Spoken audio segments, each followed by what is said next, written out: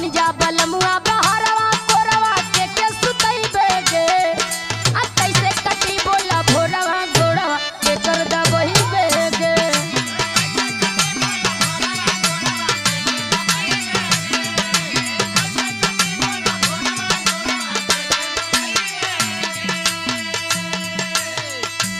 एगो हमहू बात कहबोगे तो से का कहबोगे?